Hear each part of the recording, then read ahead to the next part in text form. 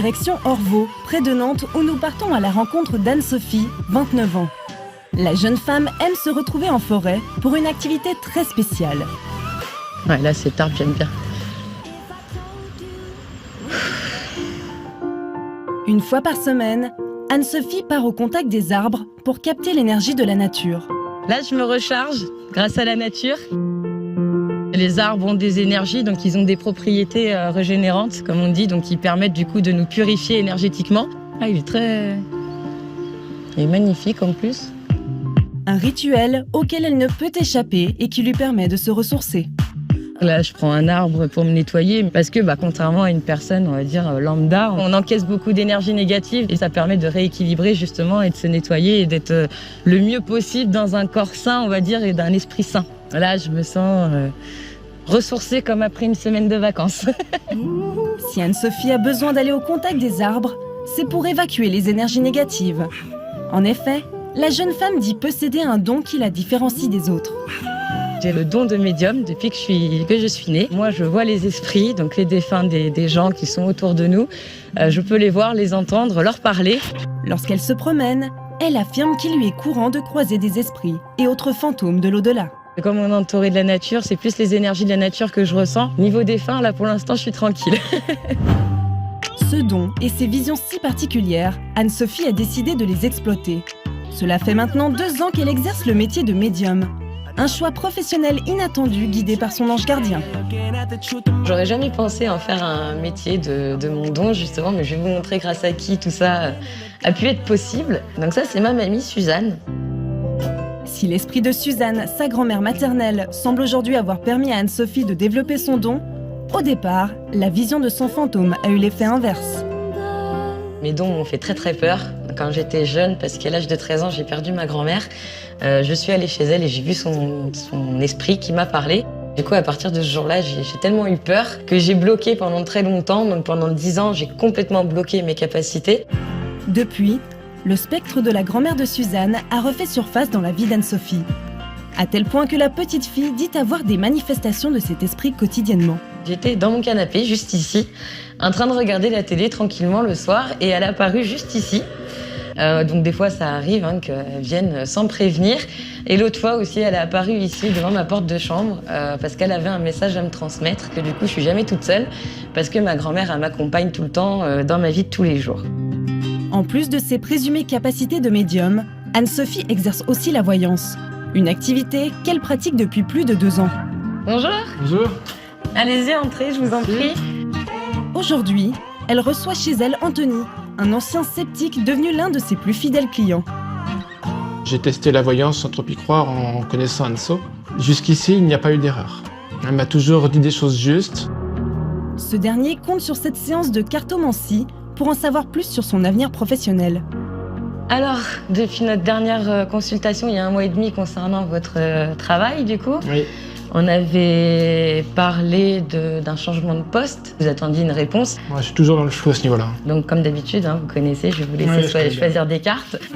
Grâce à ses supposés dons et son jeu de cartes, Anne-Sophie parvient à éclairer Anthony sur ses interrogations. Déjà, on voit que là, les choses elles sont un peu plus en mouvement par rapport à l'autre fois. La réponse devrait intervenir peut-être plus à la fin du mois, mais qu'il y aura une prise de poste qu'à partir du mois suivant, en fait. Convaincue de son don, Anne-Sophie n'hésite pas à répondre aux questions plus précises posées par son client. Je voudrais savoir si je gagnerais mieux ma vie après ce changement que maintenant. D'accord, vous allez me retirer 3 cartes, du coup on va regarder ça. Vous vous laissez guider, les cartes qui vous parlent le plus. Il y a quand même la notion d'argent supplémentaire qui arrive en plus, donc un niveau financier quand même plus élevé. Mais il ne faut pas partir dans l'excès parce qu'on a plus d'argent, vous voyez. Moi je ne suis pas là pour décider de la vie des gens, je suis là pour les informer de ce qui peut arriver par la suite. Chacun a son libre arbitre. Et au détour d'une séance de cartomancie, Anne-Sophie prétend qu'elle peut sentir la présence de fantômes et ainsi entrer en communication avec le défunt d'un de ses clients. Il y a un défunt qui est à côté de vous, c'est une femme qui doit avoir, je dirais 50, 60 ans à peu près. Elle est blonde, les cheveux, c'est long, à peu près long comme moi, mais frisés par contre. Elle me dit qu'il faut déjà que vous preniez confiance en vous parce qu'elle est là pour vous protéger, qu'elle vous a envoyé des signes. Des visions qu'elle ne peut s'empêcher de partager. Ça vous parle, ça vous dit quelque chose? Oui, ça correspondrait à une de mes tantes, Agnès, qui est décédée il y a 1 an d'une maladie. Quand il y a un défunt qui se présente à moi, je suis obligée de Oui, transmettre je comprends. le message aussi. Une présence mystique qui apaise son client. Ouais, c'est vrai que c'est réconfortant de savoir qu'elle est près de moi. Anne-Sophie enchaîne généralement 20 à 30 consultations par semaine au prix moyen de 35 €. Un rythme qui ne lui permet pas encore de se verser de salaire. La jeune femme vit essentiellement du RSA. Mais pour Anne-Sophie, exercer ses dons de médium et de voyance est avant tout une manière pour elle de se sentir utile auprès des autres. Moi, j'ai choisi de mettre mon don à disposition des gens, déjà principalement pour les aider, leur apporter des réponses que eux ne peuvent pas obtenir par eux-mêmes. Mais Anne-Sophie, qui a fait de sa différence son métier, rencontre encore quelques difficultés avec les esprits. Ce don qu'elle dit posséder et qu'elle exploite est-il un atout en toutes circonstances? C'est comme si un peu j'étais dans une boîte et que je ressentais toutes les émotions des gens, tu vois. Comment gère-t-elle les flux d'énergie qu'elle dit ressentir? Et comment son entourage réagit-il à ses dons? Des fois, moi, j'ai du mal avec toi parce que je crois pas à tes trucs. De retour à Nantes, où nous retrouvons notre médium Anne-Sophie, 29 ans, en compagnie de Vincent, son petit ami depuis 3 mois. Le jeune couple se promène dans les rues du centre-ville, une simple balade qui, comme à chaque fois, peut vite devenir source d'angoisse pour la jeune femme. Bah ça va pas trop. Je me sens pas à l'aise. En effet, son don de médium et sa capacité à ressentir les énergies des gens qui l'entourent rendent difficiles ses déplacements dans des lieux publics. C'est comme si un peu j'étais dans une boîte et que je ressentais toutes les émotions des gens, tu vois. Tu ressens leurs émotions un peu comme si c'était les tiennes. Tu vois, des fois, je peux être triste parce qu'il y a quelqu'un qui passe qui va être triste. La personne qui va passer après, elle peut être heureuse. Donc, en 2 secondes, je peux changer d'émotion. Et du coup, j'ai l'impression que c'est qu'on me vide de mes énergies. Vincent, peu habitué à ce genre de situation, est néanmoins très à l'écoute de sa petite amie et essaye toujours de trouver une solution à ses angoisses. Tu veux qu'on aille dans une autre rue? Qu'on aille dans un endroit où il y a moins de monde? Ouais, je préfère. À cause du trop-plein d'ondes et d'énergie que ressent Anne-Sophie lorsqu'elle est entourée de monde, le couple est obligé de quitter les rues très fréquentées de Nantes pour un endroit plus calme. Là, je suis plus à l'aise, déjà. C'est mieux là? Je suis mieux. Lorsqu'Anne-Sophie vit ces moments difficiles, Vincent devient alors un soutien indispensable. Quand Anne-Sophie se sent mal dans les lieux publics comme ça, je me sens mal pour elle. Dans ces moments-là, c'est un peu comme si j'étais une petite enfant qui avait besoin d'un parent, puis qui a besoin d'être consolée un petit peu. Et c'est vrai qu'il a toujours su trouver les mots, toujours su trouver les gestes pour me rassurer. Après une balade en amoureux riche en émotions, Anne-Sophie retrouve Julie, son amie avec qui elle partage sa passion pour le surnaturel. Coucou ma poule, ça va? Et toi? Ouais, impeccable.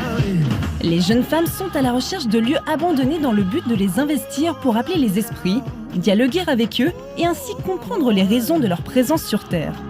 Une activité extraordinaire qu'elles vivent comme une passion et qui, selon elles, permet de libérer les esprits toujours bloqués sur Terre. J'ai vu une maison abandonnée à côté de chez moi, sur 2 étages. Il faut qu'on retourne voir parce que je pense que ça peut être vraiment un lieu pour aller faire une enquête intéressante. Oui, dans ce cas-là, je pense que demain, on peut aller voir ça. Avant de faire la rencontre d'Anne-Sophie, Julie ne croyait pas aux phénomènes paranormaux. Si la jeune femme a changé d'avis, c'est grâce à une séance de spiritisme menée par Anne-Sophie sur Internet. Ce soir-là, je suis tombée sur ta vidéo où tu montrais les moyens de communication avec les défunts sur les réseaux sociaux.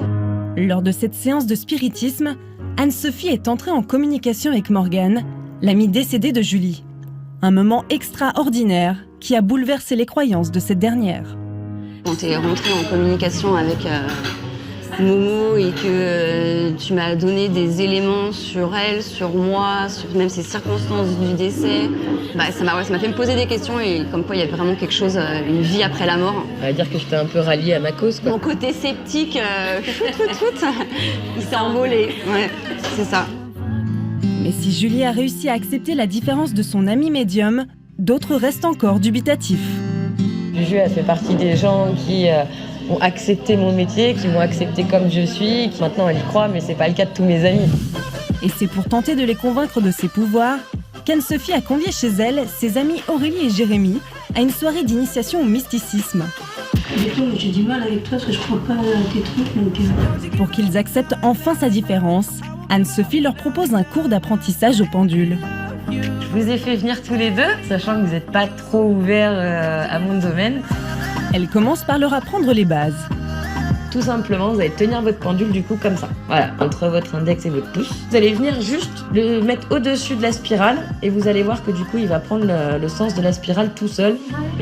Anne-Sophie, en maîtresse du jeu, n'hésite pas à guider Jérémy qui semble avoir davantage de mal à faire fonctionner son pendule.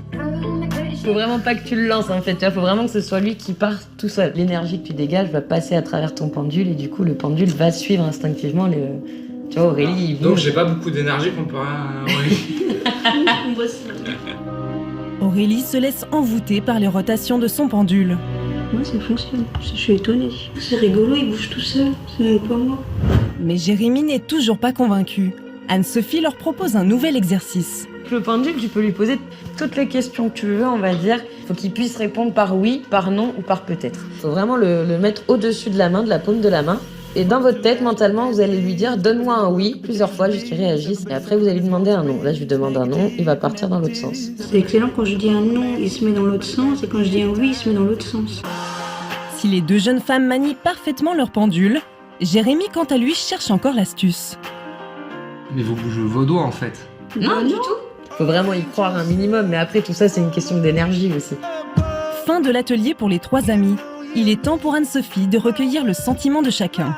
Alors pour des sceptiques, vous en pensez quoi? Je suis contente parce que j'étais sceptique au début. Maintenant, je crois que j'ai changé d'avis parce que j'ai vu que ça fonctionnait avec moi et qu'il bougeait vraiment pas tout seul. Moi je suis toujours aussi sceptique. Ouais. Parce que ça bouge pas. Ouais. Pas comme il faudrait. Pari raté pour notre médium qui n'a réussi à convaincre qu'un ami sur deux. Anne-Sophie, en quête de maison hantée, trouvera-t-elle de nouveaux lieux à investir? Regarde, à la fenêtre, il y a une petite fille qui est décédée. Quelle sera la prochaine rencontre mystique d'Anne-Sophie? Sa mère Santa, qui doute elle aussi des dons de sa fille, acceptera-t-elle enfin de l'accompagner lors d'une enquête paranormale?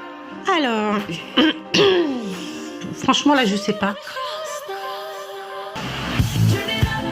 Nous retournons à Nantes, où nous retrouvons Anne-Sophie, notre médium de 29 ans, accompagnée de son amie Julie.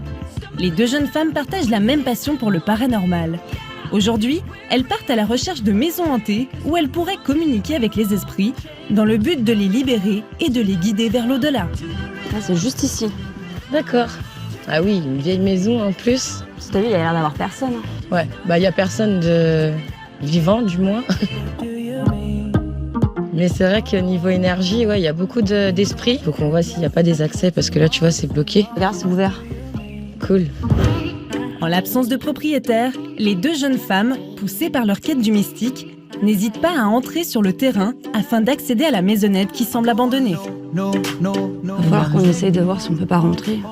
Ouais, trouver un accès quelque part. Alors regarde là. Ouais, mais c'est pareil, Ouais, c'est ça fermé. va être tout. Ouais. L'habitation est condamnée. Anne-Sophie et Julie ne peuvent prendre possession des lieux. Toujours équipées de lettres qui expliquent leur démarche, lors de leurs différents repérages, les deux amies n'hésitent pas à laisser leurs coordonnées aux propriétaires et espèrent ainsi être recontactées. Ça vaut le coup d'entrer en communication avec les esprits ici.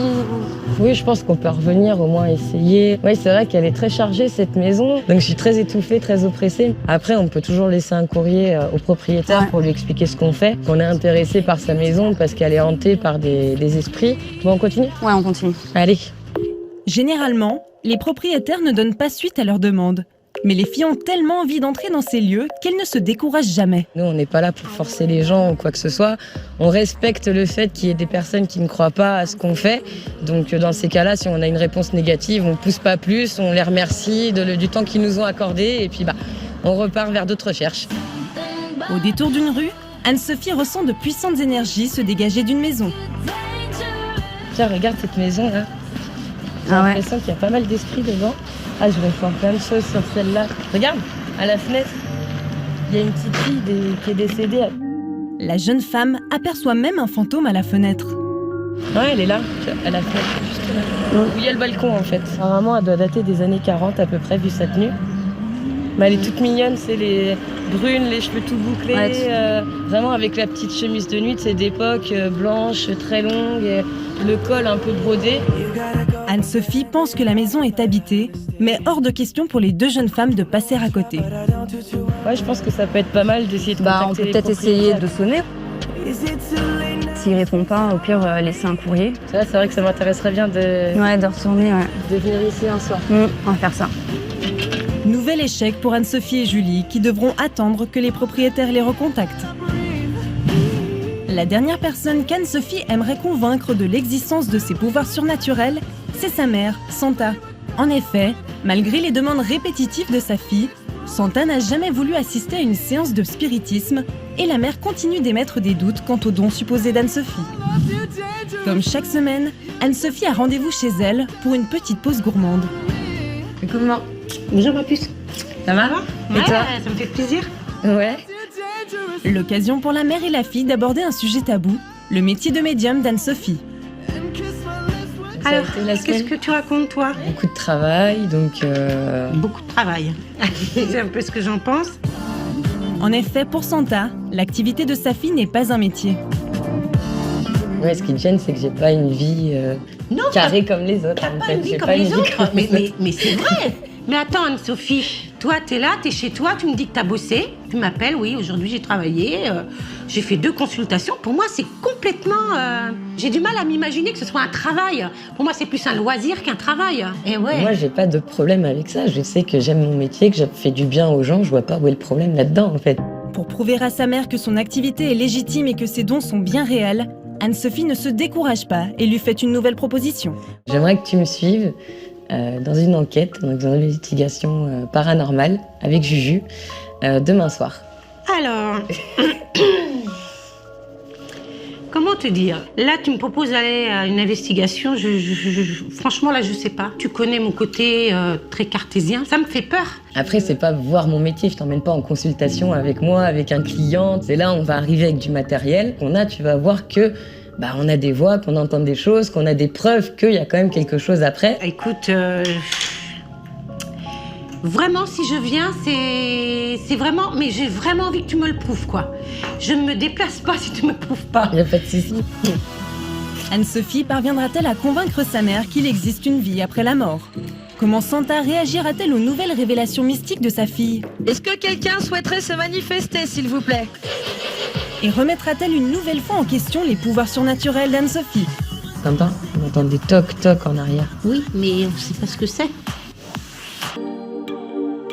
Retour dans la région nantaise, plus précisément à la pointe Saint-Gildas, où nous retrouvons Anne-Sophie, notre médium de 29 ans, qui dit posséder la faculté de voir et de parler aux esprits. En compagnie de Julie, sa partenaire en investigation paranormale, ce soir, Anne-Sophie va tenter de convaincre sa mère Santa qu'il existe une vie après la mort. On va allumer de l'encens, on va se le passer tout autour de notre corps, justement pour créer une barrière protectrice autour de nous. Avant d'invoquer les esprits, une préparation s'impose. Il faut se protéger des spectres négatifs. Et le moins que l'on puisse dire, c'est que ce rite est loin de rassurer Santa, la mère d'Anne-Sophie. Vous allez mettre ça autour de moi, mais ça va s'envoler, non? Ça va me protéger Non, quand la même. fumée va te protéger, en Ok, fait, si tu veux, ok. c'est ça. Alors, Faut pas que je bouge. Lève les bras, mets-les comme ça, c'est plus simple. La préparation me met mal à l'aise. C'est impressionnant.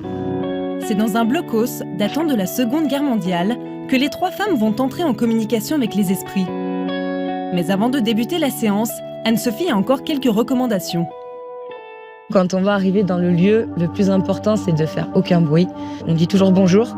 Moi aussi. Voilà, tout le monde. Ça fait quand même un peu flipper. Bonsoir. Bonjour, bonsoir. Pour investir les lieux en toute sécurité, Anne-Sophie se présente aux esprits dès leur arrivée. Je suis médium, j'ai 29 ans, je suis là avec ma coéquipière Julie et je suis venue avec ma maman, Santa, qui est à ma droite. Il est maintenant l'heure d'entrer en action. C'est à l'aide d'une Spirit Box, un boîtier qui est censé capter les voix de l'au-delà, qu'Anne-Sophie débute la séance de spiritisme. J'ouvre cette séance de Spirit Box. Toutes les entités qui sont ici et qui souhaiteraient communiquer avec nous sont les bienvenues. Est-ce que quelqu'un souhaiterait se manifester, s'il vous plaît? Ils veulent pas parler. Non. Pour l'instant, aucun esprit ne se manifeste, mais Anne-Sophie propose un plan B. Je pense qu'on est beaucoup trop heureux, ils ont du mal à se manifester. Donc là, on va leur laisser l'enregistreur tout seul. Et d'ici un quart d'heure, 20 minutes, on va bien le récupérer, voir si on a du résultat sur la bande-son. 20 minutes plus tard, il est temps pour les 3 femmes d'écouter si les esprits se sont manifestés.